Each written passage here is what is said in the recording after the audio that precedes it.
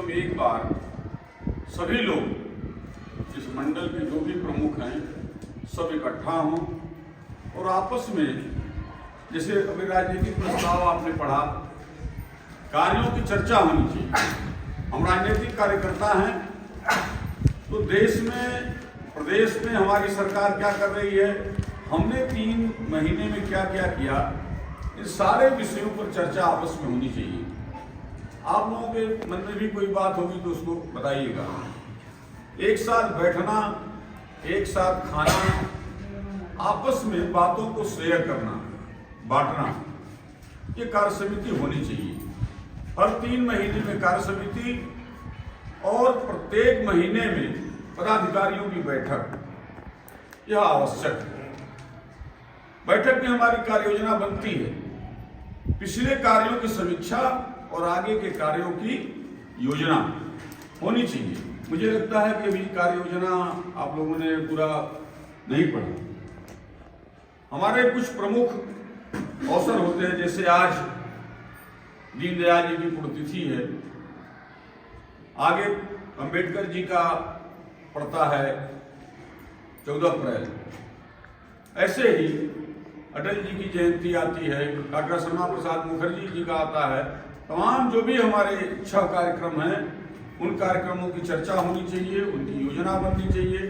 बाकी जो भी कार्य होने वाला है, अभी 2024 का चुनाव भी होने वाला है, हमारे सिर पर है। मित्रों, आज मैं सबसे पहले ऐसे महामनीषी पंडित दीनदयाल जी के ऊपर चर्चा करना चाहता हूं, जिन्होंने इस देश के गरीब के नब्ज को टटोला, इस देश की अर्थव्यवस्था कैसे मजबूत होगी, इसको लोगों को बताया। पंचतत्व का सिद्धांत, अंत्योदय योजना, ऐसी अनेक योजनाओं के विषय में गहन चिंतन मंथन करने के बाद पंडित दीनदयाल जी उपाध्याय ने जो अपने विचार दिए, उन विचारों पर चलकर के आज भारतीय जनता पार्टी शून्य से शिखर तक पहुंची। मित्रों, पंडित दीनदयाल जी उपाध्याय जो मथुरा में जन्म लिए, एक प्रचारक, संघ के प्रचारक के रूप में अपना जीवन शुरू किए, आगे चल करके राष्ट्रीय अध्यक्ष के रूप में अपनी यात्रा शुरू किए और इसी पड़ाव की धरती पर आपने अंतिम सांस लिया, अपने प्राणों की आहुति दे दी, बलिदान हो गया। ऐसे पंडित दीनदयाल जी उपाध्याय, आज उनकी पुण्यतिथि हम लोग समर्पण दिवस के रूप में मनाने को निश्चय किए। समर्पण का अर्थ होता है कि हम अपना जिस प्रकार से समय अर्पित कर रहे हैं, उसी प्रकार से कुछ धन भी समर्पित करें अपने संगठन के लिए, अपने समाज के लिए, अपने देश के लिए। आज उसकी भी शुरुआत होनी चाहिए। संभवतः कुछ देर में हमारा वो बल्लभ भी आ जाएगा। हमारे कोषाध्यक्ष जो भी होंगे, उनसे निवेदन है कि आज हम लोगों से भी कुछ समर्पण शुरू करा दें। आज के दिन समर्पण शुरू होगा और कुछ दिनों के अंदर एक अच्छी राशि एकत्रित होगी जो मंडल के कार्यों के लिए प्रयोग की जाएगी। मित्रों, दीनदयाल जी के बगल में डॉक्टर श्यामा प्रसाद मुखर्जी जी का चित्र लगा हुआ है। डॉक्टर श्यामा प्रसाद मुखर्जी जी ने नेहरू जी की सरकार से सिर्फ इसलिए त्याग पत्र दे दिया क्योंकि कश्मीर में 2 प्रधान 2 विधान नहीं चलेगा, नहीं चलेगा, ये नारा देकर के पहले मांग किया उन्होंने नेहरू जी से। नेहरू जी नहीं तैयार हुए तो उन्होंने कहा कि ऐसी सरकार में मैं नहीं रहूंगा। उन्होंने इस्तीफा दे दिया और जनसंघ जो आज भारतीय जनता पार्टी के रूप में है, 1951 में जनसंघ के रूप में स्थापना किया। दीनदयाल जी के साथ मिलकर के सरदार अटल बिहारी वाजपेयी जी, ऐसे तमाम हमारे नेता मिलकर के जनसंघ की स्थापना किए और कश्मीर का जो 2 प्रधान 2 विधान का नियम था, कड़ाई से विरोध किया उन्होंने। डॉक्टर श्यामा प्रसाद मुखर्जी जी ने अपने प्राणों की भी आहुति उसी कश्मीर में जाके दे दी और परमिट सिस्टम समाप्त कर दिया गया। वहां से फारूक शेख अब्दुल्ला जो वहां का प्रधानमंत्री हुआ करता था, उसको गिरफ्तार करके जेल में डालना पड़ा और वह परमिट सिस्टम समाप्त किया गया। 2 विधान 2 प्रधान का नियम समाप्त किया गया। ये सारी चीजें हमारे संगठन की देन थी जो उस समय समाप्त किया गया। कुछ चीजें नेहरू जी रोक करके रखे थे, जैसे धारा 370 और ऐसे कुछ नियम थे जिसका हम विरोध करते रह गए, आज तक पड़ा हुआ था, आज के पहले तक। अब तो जब हमारी सरकार आई है, मोदी जी की सरकार आई है, तो डॉक्टर श्यामा प्रसाद मुखर्जी, पंडित दीनदयाल जी उपाध्याय, श्रद्धेय अटल जी के सपने को साकार करते हुए उस धारा 370 को समाप्त कर दिया गया। मित्रों,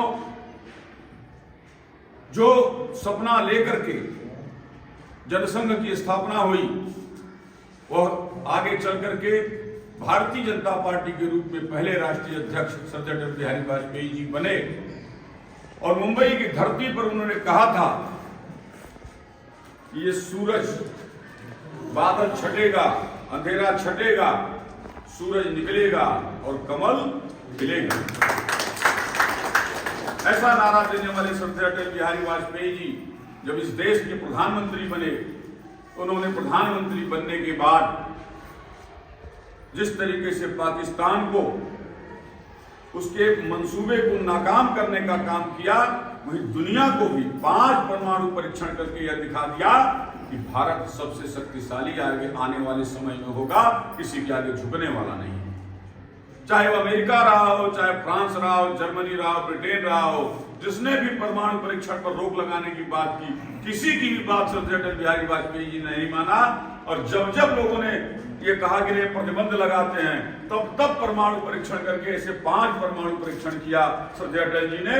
और दुनिया के देशों में रहने वाले भारतीयों से आह्वान किया कि आप इतने शक्तिशाली हैं कि आपके सहयोग से भारत की कभी भी आर्थिक स्थिति चरमराने वाली नहीं है। बहुत मैं आपको बता दूं कि दुनिया के देशों में रहने वाले जो भारतीय वहां रहते हैं, उन लोगों ने इतना बड़ा आर्थिक मदद किया कि निश्चित रूप से भारत की अर्थव्यवस्था कहीं रुकने नहीं पाई। ऐसे श्रद्धेय अटल बिहारी वाजपेयी जी जो चतुर्भुज सड़क योजना लाई, गांव-गांव में स्कूल खुलवाया, और जो भी उनके सपने बाकी रह गए थे उसको पूरा करने का काम श्रद्धेय नरेंद्र मोदी जी ने किया, जो हमारे यशस्वी प्रधानमंत्री के रूप में आज हैं। मित्रों, 2014 के पहले इस देश की स्थिति के बारे में मैं थोड़ा सा बताना चाहता हूं। 2014 के पहले कांग्रेस की सरकार थी भारत में, और हमारे सैनिकों का सर काट करके वो आतंकवादी और पाकिस्तानी उठा ले गए थे, जिन सैनिकों को हमारे यहां रोक के रखा गया था कि आपको कुछ नहीं करना। सड़कों की बुरी हालत थी, भ्रष्टाचार का ये आलम था। 2014 के पहले का आप सब लोगों को ध्यान में होगा, भ्रष्टाचार का ये आलम हो गया था कि रेल घोटाला, तेल घोटाला, खेल घोटाला, चारों तरफ घोटाले चल रहे थे। आतंकवादियों को संरक्षण दिया जा रहा था। कभी बनारस में आतंकवादी विस्फोट हो रहा है, तो कभी मुंबई में हो रहा है। अनेक स्थानों पर ये आतंकवादी आकर के विस्फोट करके दहला रहे थे। लोगों में दहशत व्याप्त था, भ्रष्टाचार से लोग कुंठित हो गए थे। लेकिन मित्रों, जब श्रद्धेय मोदी जी की सरकार बनी, भारतीय जनता पार्टी की सरकार बनी 2014 में, तो मात्र 1 सप्ताह के अंदर ऐसे 29 आतंकवादियों को म्यांमार में जाकर के हमारी सेना ने मारा था। यह हमारी सरकार का देन है। हमारी सरकार ने, श्रद्धेय मोदी जी ने सेना के प्रमुखों से कहा कि हमारे देश के ऊपर कोई उंगली उठाने का भी प्रयास करता है तो उसकी उंगली काटने के लिए आपको किसी के आदेश की जरूरत नहीं है। मुंहतोड़ जवाब दीजिए, उसके बाद हमसे पूछिए, हमको बताइए कि ऐसा किया गया। मित्रों, सिर्फ इतना ही नहीं किया गया। उन आतंकवादियों के मारने के बाद फिर जब ये मंसूबे नाकाम करने के लिए जब हमला ये करते रहे पाकिस्तानी, तो आपको बता दूं, हमारे यशस्वी प्रधानमंत्री जी सर्जिकल स्ट्राइक कराए। सर्जिकल स्ट्राइक के माध्यम से पाकिस्तान में घुस करके आतंकवादियों को, जो वहां की सेना भी थी आतंकवादियों के रूप में, उनको मारने का काम हमारी सेना ने किया। फिर नहीं माने तो सर्जिकल स्ट्राइक कराया हमारे प्रधानमंत्री जी ने। और मैं आपको बता दूं कि यह केवल दस्तखत और हस्ताक्षर करके नहीं किया गया। जितनी देर तक रात भर सर्जिकल स्ट्राइक और एयर स्ट्राइक चल रही थी, हमारे यशस्वी प्रधानमंत्री जी पूरी रात जाग करके इसका पूरा देखना और पूरा मॉनिटरिंग करना, स्वयं बैठ करके मॉनिटरिंग, सेना के तीनों प्रमुखों के साथ लगातार परामर्श करना, अब क्या हो रहा है, अब क्या हो रहा है, पूरी मॉनिटरिंग करने का काम हमारे यशस्वी प्रधानमंत्री जी ने किया। निश्चित रूप से मैं कह सकता हूं कि सेना का मनोबल बढ़ाने का काम हमारे यशस्वी प्रधानमंत्री जी ने किया है।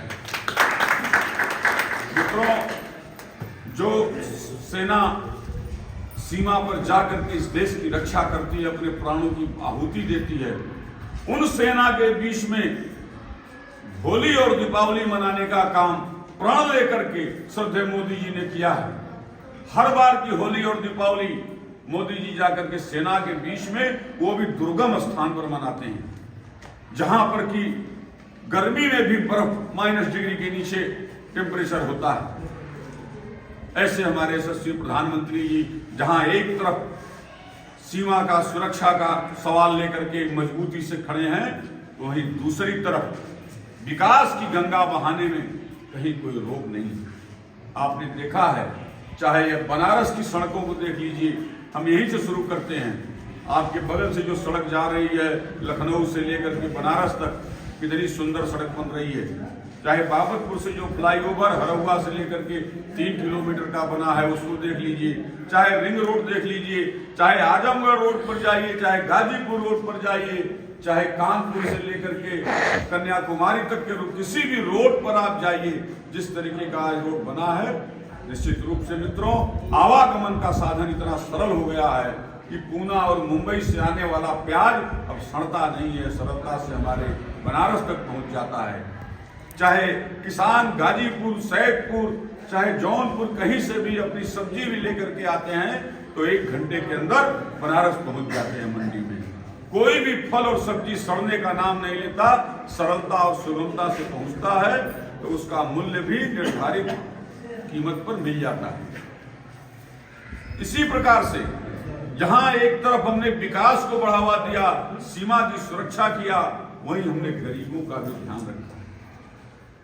दीनदयाल जी का सपना था कि भूख से कोई व्यक्ति नहीं मरना चाहिए, कोई भूखा नहीं रहना चाहिए। हमारे श्रद्धेय मोदी जी ने 75 करोड़ गरीबों को निःशुल्क राशन देने का काम किया है। ये हमारे सरकार की उपलब्धि है। जहां एक तरफ हमने मुफ्त में भोजन देने का काम किया है, वहीं दूसरी तरफ जो गरीब पैसे के अभाव में इलाज नहीं करा सकता था, 5 लाख का आयुष्मान कार्ड बनवा करके उनका इलाज कराने का भी काम किया है। हमने ऐसे एम्स अस्पताल, आप देखिए चंदौली में बन रहा है, ऐसे अनेक जिलों में स्वास्थ्य के लिए, सुरक्षा के लिए बड़े बड़े एम्स अस्पताल बनाए जा रहे हैं, जहां समुचित इलाज लोगों का हो सके, सबको दिल्ली और मुंबई न जाना पड़े, आपके बगल में ही आपका इलाज। बीएचयू में इतना बड़ा हॉस्पिटल का, एम्स का दर्जा दिया गया, वहां पर इतनी बड़ी इमरजेंसी की सुविधा हुई, ट्रॉमा सेंटर बनाया गया। ये सारी देन किसकी है? श्रद्धेय मोदी जी की। आपको पता होगा, जो जगह जगह पर आयुर्वेद के छोटे छोटे हॉस्पिटल खुले हैं, वहां पर भी बड़े पैमाने पर दवाएं आती हैं। मित्रों, मैं आप लोगों को बताना भी चाहता हूं, जिनको नहीं पता हो जान लीजिए। आपके अगल बगल भी अगर कोई आयुर्वेद का अस्पताल होगा तो वहां मुफ्त में दवाएं मिल रही हैं। आयुष्मान भारत योजना के तहत मोदी जी की सरकार मुफ्त में अच्छी से अच्छी दवाएं, च्यवनप्राश और इस टाइप की अनेक दवाएं जो आपकी इम्यून सिस्टम को मजबूत करती हैं, उसको देने का काम किया गया है। आप जाएं, वहां पर अच्छे डॉक्टर भी हैं, मुफ्त में दवा भी देते हैं। ऐसी अनेक योजनाएं, घर घर शौचालय, प्रधानमंत्री आवास योजना, कोई गरीब बिना छत के नहीं रहेगा, कोई गरीब खुले में शौचालय नहीं करेगा। इतनी योजनाएं हैं, रोज हम सब लोग देखते हैं मित्रों, वो इस देश की जनता के लिए किया गया है। और ऐसे समय में जब आपने, कौन बात कर रहा है भाई?